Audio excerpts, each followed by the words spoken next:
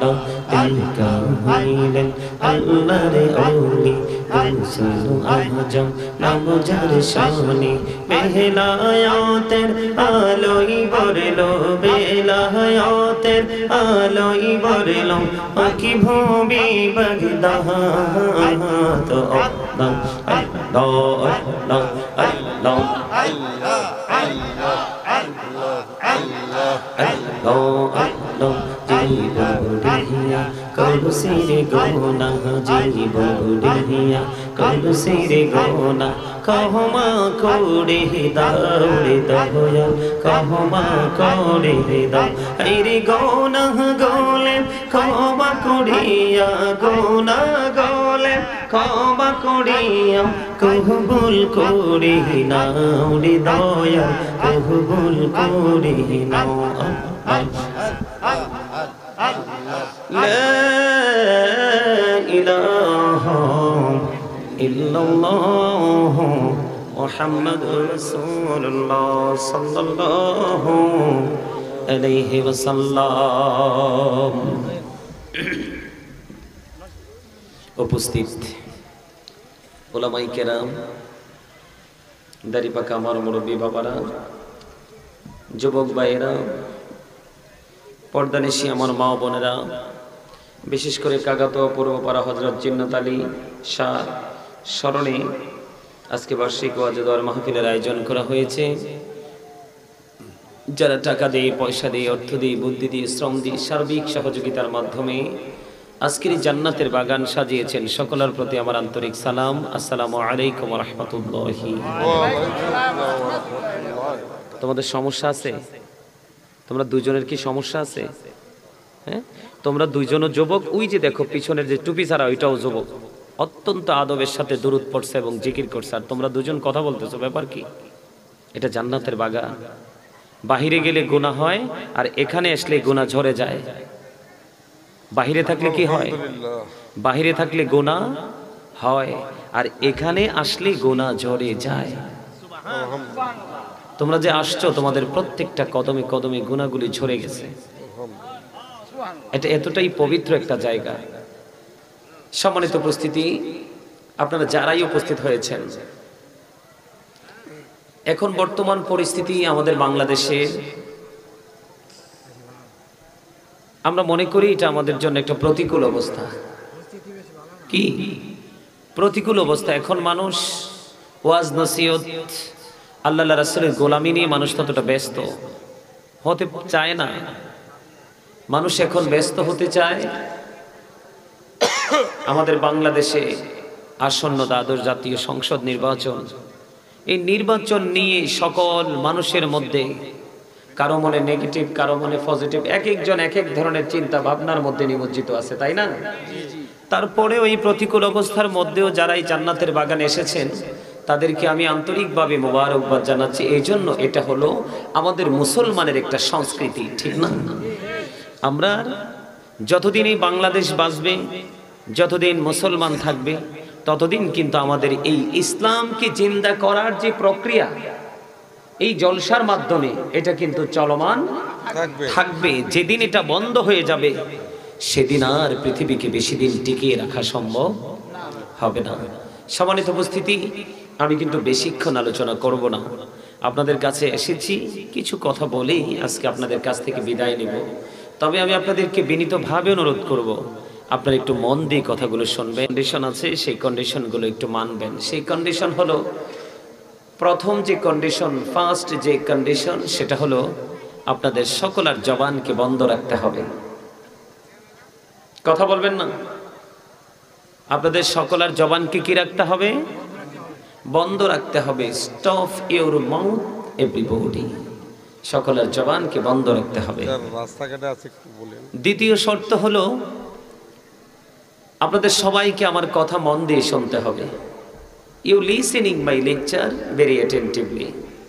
আমার কথা আপনাদের সবাইকে মন দিয়ে শুনতে হবে।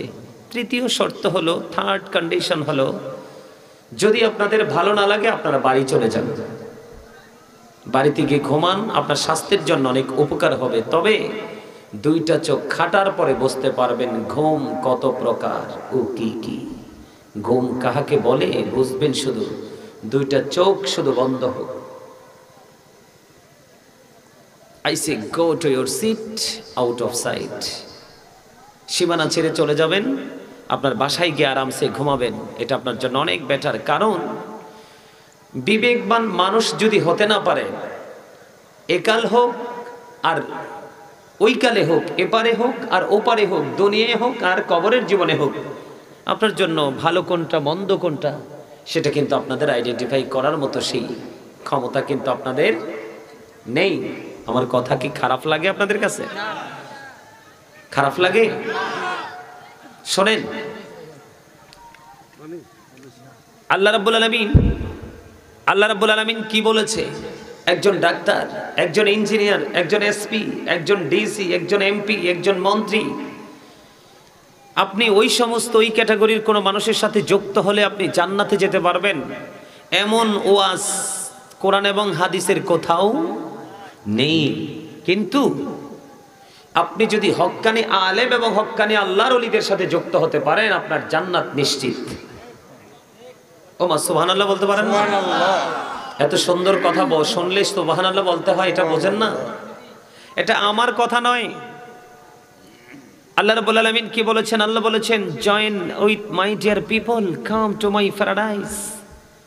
আল্লাহ বলেছেন, join with my dear people, আমার প্রিয় লোকেদের সাথে যুক্ত হও, কাম টু মাই প্যারাডাইস, আমার জান্নাতে চলে আসো, ফাদখুলি ফি ইবাদি ওয়াদখুলি জান্নাতি। বলেছেন কে? আল্লাহ। এজন্য আলেমদেরকে ভালোবাসা কি উচিত না? তাদের আসরে বসা কি উচিত না? এতটাই আদবের সাথে বসা উচিত। আপনি যদি আল্লাহ রাসূলের প্রেমিক একজন আলেমের জলসায় বসেন, আপনি মনে করবেন যে আল্লাহ রাসূলের জলসায় বসেছেন। কারণ আল্লাহকে আপনি অটোমেটিক পাবেন না, রাসূলের কাছে যেতে হবে। কার কাছে যেতে হবে? রাসূলকে আপনি অটোমেটিক্যালি খুঁজে পাবেন না, আপনাকে রাসূল প্রেমিক আলেম এবং আল্লাহর ওলিদের কাছে যেতে হবে। কথা আমার বোঝেন নাই? আপনি শুধু সারা জীবন বলবেন যে আমি আমার সন্তানকে উচ্চ শিক্ষায় শিক্ষিত করব, এডুকেটেড পারসন হিসাবে তাকে আমি প্রিপেয়ার করব, কিন্তু আপনি কি ঘরে বসে থাকলে হবে? নাকি যেখানে টিচিং দেওয়া হয় ওখানে নিয়ে যেতে হবে? শুধু ওখানে নিয়ে গেলে হবে না, আপনার সন্তানটাকে, যিনি অত্যন্ত ভেরি এক্সপেরিয়েন্স টিচার, ওই টিচারের সাথে আপনার সন্তানটাকে কি করে দিতে হবে? অ্যাডজাস্ট করে দিতে হবে, সম্পৃক্ত করে দিতে হবে। তখনই কিন্তু সে ধীরে ধীরে তার কাছ থেকে ইনস্ট্রাকশন পেতে পেতে একদিন কিন্তু সে কি হয়ে যাবে? টিচার হয়ে যাবে। এটাই কিন্তু বাস্তবতা। বাস্তবতাকে অস্বীকার করার কোনো স্কোপ নেই। বিবেকবান মানুষ তারাই। এই ওয়াজ মাহফিল বিবেকবান মানুষের জন্য, বিবেকহীনদের জন্য নয়। এই আলোচনার জলসা আজকে বুদ্ধিমান মানুষের জন্য, বুদ্ধিহীনদের জন্য নয়। আজকের এই নুরানি জলসা সেন্স এবিলিটি পারসনদের জন্য, সেন্সলেসদের জন্য নয়। আজকের এই জান্নাতের বাগান আপনাদের এলাকাবাসীর জন্য নিয়ামত, যারা আসবেন তাদের জন্য নিয়ামত, এবং আপনাদের যে আপন স্বজন কবরে রয়েছে তাদের জন্য নিয়ামত। কারণ কোন গ্রামের উপর দিয়ে যদি হক্কানি কোনো আলেম হেঁটে যায় একটা মুহূর্তের জন্য, কয়টা মুহূর্ত? একটা মুহূর্তের জন্য, ক্ষণিকের জন্য যদি কোনো গ্রামের উপর দিয়ে আল্লাহর কোনো প্রিয় সাদিকিন হেঁটে যায়, আল্লাহ রাব্বুল আলামিন কমপক্ষে 40 দিন পর্যন্ত ওই গ্রামবাসীর কবর আযাব বন্ধ করে দেয়। কারণ তাদের ছোঁয়া এত দামি। এই জন্য আল্লাহ বলেছেন, ইন্নামা ইয়াখশাল্লাহা মিন ইবাদিহিল উলামা। আল্লাহ বলেছেন, পৃথিবীতে আমার যে বান্দা আছে, বান্দাগুলোর মধ্যে সবচেয়ে বেশি আমি আল্লাহকে ভয় করে যারা, তারা হলো হক্কানি আলেমরা। কারা? হক্কানি আলেমরা। এই জন্য আল্লাহ বলেছেন, এদিকে তাকাও, আল্লাহ বলেছেন, join with my dear people, come to my paradise. আমার প্রিয় লোকেদের সাথে যুক্ত হও আর আমার জান্নাতে চলে আসো। এখন জান্নাতে যাওয়ার পর আমরা কি করব? একটা প্রশ্ন আসে না, যে আমরা একটা প্লেসকে আমরা আপন করে নিলাম, এখানে আমরা উপস্থিত হলাম, কিন্তু এখানে যাওয়ার পরে কাজটা কি? আল্লাহ রাব্বুল আলামিন বলে, এখানে আসার পরে শুধু তোমরা রিল্যাক্স মোডে থাকবা। এখানে সবচেয়ে বড় গুরুত্বপূর্ণ জায়গাটা হলো, আল্লাহ বলেছেন, ইনদা রাব্বিহিম ইউরযাকুন। আল্লাহ বলেছেন, দে রিসিভ ফুড ফ্রম আল্লাহ। আল্লাহ রাব্বুল আলামিন বলেছেন, এখানে এসে তোমরা নিয়ামত ভক্ষণ করবা, জান্নাতি খাবার। আরে আরো জোরে সুবহানাল্লাহ। আপনারা কি অসুস্থ? আচ্ছা বলুন তো, কাকে অসুস্থ বলে বলতে পারেন? শারীরিকভাবে অসুস্থ যিনি তাকে অসুস্থ বলে, নাকি মানসিকভাবে যিনি অসুস্থ তাকে অসুস্থ বলে? মানসিক অসুস্থ যিনি, ইনি হলেন প্রকৃত অসুস্থ। কারণ মানুষের আসল সত্তা তার এই দেহটা নয়, মানুষের আসল সত্তা হলো তার আত্মা। কারণ আপনার আমার জীবনে অনেক শুনেছি dead body, he is dead and she is dead, আমরা অনেক শুনেছি, কিন্তু ডেড সোল এটা কিন্তু কোনোদিন শুনিনি, ঠিক না? সোল মানে হলো ইংলিশ, বাংলাতে বলা হয় আত্মা, আর আল্লাহর কোরআনের ভাষা আরবিতে বলা হয় রূহ। রুহের কোনো মরণ নেই, শুধু প্লেসটা চেঞ্জ করে, স্থান পরিবর্তন করে। আল্লাহ বলেছেন কওলির রূহু মিন আমরি রব্বি, আল্লাহ বলেছেন say the soul is the order of my lord, past tense, present tense, future tense, অতীত, বর্তমান, ভবিষ্যৎ। একদিন আমরা ছিলাম না, আজকে আছি, আরেকদিন থাকবো না। যেদিন থাকবো না সেদিন কোথায় যাব? কথা বলেন না, আরে কথা বলেন না কেন? আপনাকে আমাকে কি আল্লাহ জবান দিছে বসে বসে চায়ের দোকানে বসে বসে চা খাওয়ার জন্য, মানুষের বদনাম করার জন্য? হ্যাঁ, সময় অসময়ে কি খালি বুট বাদাম এগুলো খাওয়ার জন্য? বেয়ায়ের বাড়িতে গিয়ে ইচ্ছে মতো বিরামহীন ভাবে খাবার খাওয়ার জন্য? কি জন্য দিয়েছে? আল্লাহকে ডাকার জন্য। You are great my dear, কি বলবো, গ্র্যান্ডফাদার, দাদাই তো হবে, তাই না? আমার দাদা বলছে চমৎকার ভাবে যে আপনাকে আমাকে জবান দিয়েছে আল্লাহ রাব্বুল আলামিন আল্লাহর জিকির করার জন্য। কিসের জন্য? এই আমার দিকে তাকান, আল্লাহ বলেছেন ফাযকুরুনি আযকুরুকুম। কি আপনার সমস্যা? না না না, অসুস্থ লাগতেছে তো, আপনি অসুস্থতা বোধ করতেছেন, একটু চলে যাবে, তাহলে চলে যান। যদি আপনার আনিজি লাগে চলে যান। জি জি জি, এই ওনাকে একটু হেল্প করেন তো, একটু দোয়া করুন। আরিফ ওনাকে ধর, উনি নামা, আপনি আস্তে ধীরে চলে যান, যে আল্লাহ আপনাকে। জি জি আলহামদুলিল্লাহ। আপনারা যদি আমার আলোচনাটা শোনেন, আমি অত্যন্ত ছোট্ট সময়ের মধ্যে গুরুত্বপূর্ণ কথাগুলো বলে যাওয়ার চেষ্টা করব। আপনারা কি আলোচনাটা শুনবেন? এই যে দেখেন, এই যে প্র্যাকটিক্যালি কিন্তু এখানে আপনার আমার জন্য একটা শিক্ষা আছে। আপনার আমার জন্য এখানে একটা শিক্ষা কি জানেন?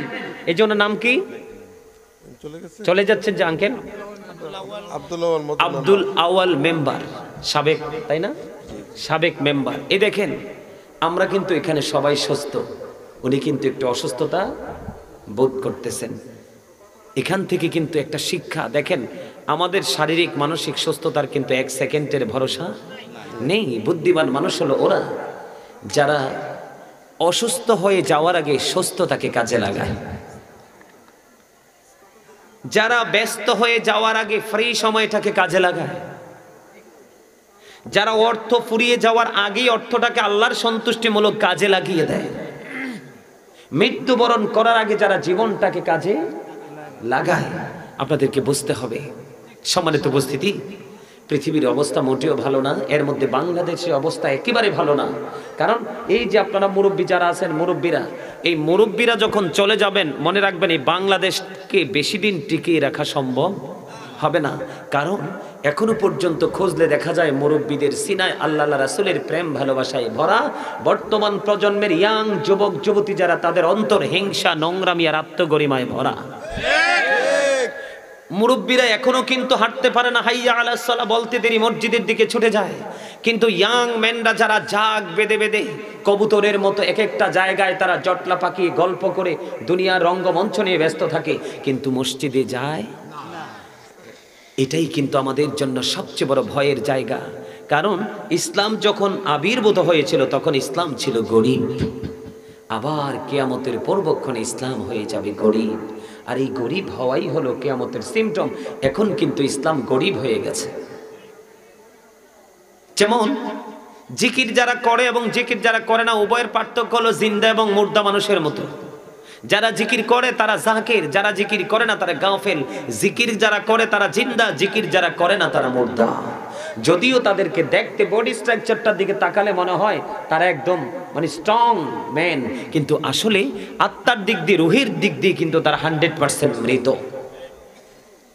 যেমন এটা কিন্তু একটা জিকিরের জলসা।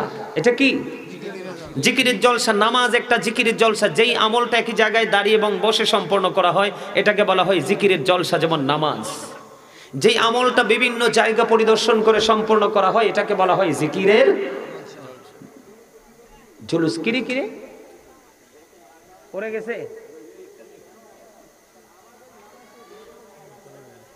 কি হয়েছে কি হয়েছে?